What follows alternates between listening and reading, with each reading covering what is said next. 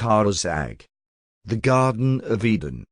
I would like to start with a notion to all of us humans that spirituality is not a figment of imagination, and it is not an escape route from a bitter reality.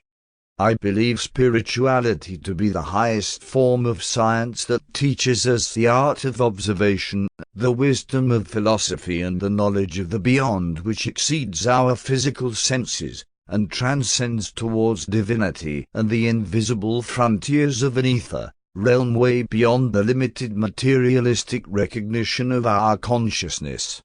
If we are ever to comprehend spirituality, we need to ascend to our subconsciousness and learn to navigate our unconsciousness and begin to enjoy the affluence of what is above is as what is below. Only by doing so, and only then, we may initiate our quest of true knowledge and journey into space and time, uniting with the oneness of the Creator, freeing ourselves from the fetters of life that binds us to this very limited dimension that we so much adore and instigate wars to retain.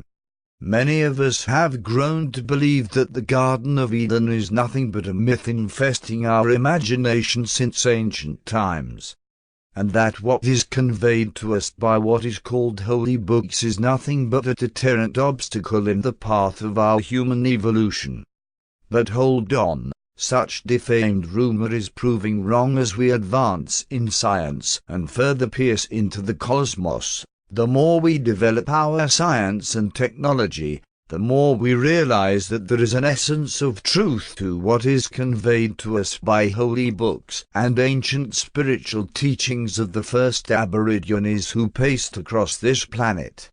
The Garden of Eden, or Kharsag, do actually exist, and it was definitely located in the Lebanon, which is a part of the land of milk and honey of biblical sites. Christian O'Brien successfully identified and mapped it out in 1985 in one of the least suspected areas in the Middle East, a small city called Rash el Wadi, which holds within its cliffs the biblical Garden of Eden, called Kharsag by the Sumerians. Christian O'Brien relied on ancient texts such as the Nippur tablets, the Book of Enoch, the Old and New Testament, and the Quran. Google Earth played another pivotal role in confirming what Christian O'Brien suggested when in 2006 Edmund Marriage successfully identified a man-made water reservoir, an irrigation channels, and a watercourse extending to approximately 1 mile in length, which matched the mapping of O'Brien, who in turn considered it to be the initiation of the Neolithic era starting from 9,500 before Christ.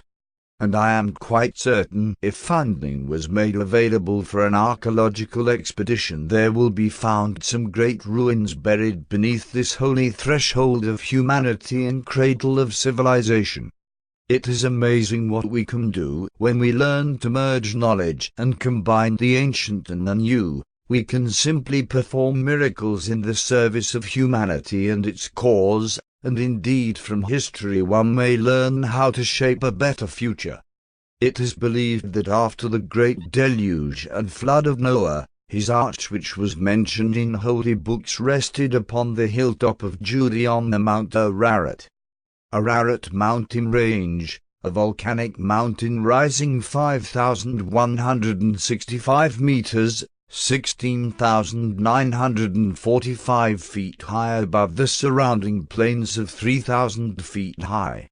When the waters receded, the children of Noah spread in migration across the highlands of the ancient world, some of them reaching to Mount Hermon in Lebanon, where they made their first central settlement. In fact, there are many villages in the Bekaa Valley and the south of Lebanon carrying names of ancient descendants of Noah till present times, such as the village of Seth son of Noah.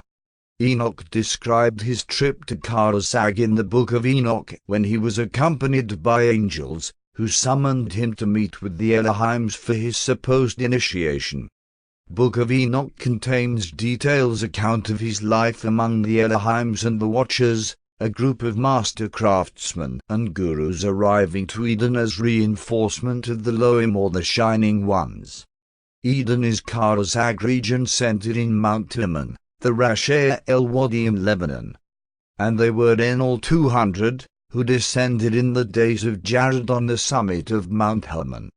Jared, the father of Enoch, and fifth in line of patriarchs after Adam, born around 7736 before Christ, probably 166 years before the arrival of the Watchers.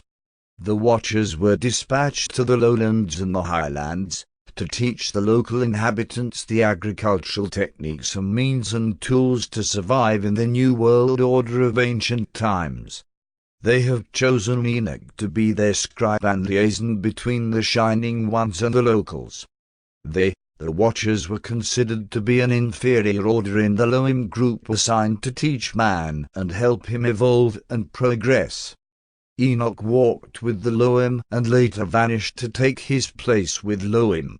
As I mentioned in my previous articles about Enoch, who is taught, and Prophet Idris in Islam, and the Quran happens to confirm this narrative as follows in Surat Maryam, and make mention in the scripture of Idris. Lo! He was a saint, a prophet, and we raised him to high station. It is thought that this Garden of Eden was in fact the center of which agriculture was introduced to man, and cultivation of all types of fruits and vegetable within our consumption menu were experimented upon.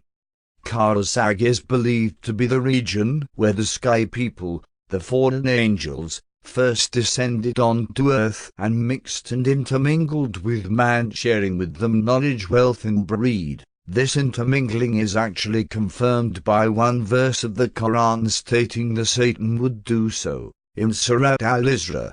And when we said unto the angels, fall down prostrate before Adam, and they fell prostrate all save Iblis, he said, shall I fall prostrate before that which thou hast created of clay? He said, seest thou this creature whom thou hast honored above me? If thou give me grace until the day of resurrection, I verily will seize his seed, save but a few. He said, go, and whosoever of them followeth thee, lo! Hell will be your payment, ample payment. And excite any of them whom thou canst with thy voice, and urge thy horse and foot against them, and be a partner in their wealth and children, and promise them. Satan promiseth them only to deceive. Lo! My faithful bondman, over them thou hast no power, and thy Lord sufficeth as their guardian. I personally believe that what is known in mythology as the Anunnakis actually is more than a myth, and they do exist, some of which are still imprisoned somewhere in the Lebanon region in some other dimension waiting to be unleashed when time is due. If Lebanon was an epicenter of our evolution and transmigration, would Lebanon be involved in the last stage of current civilization, I wonder?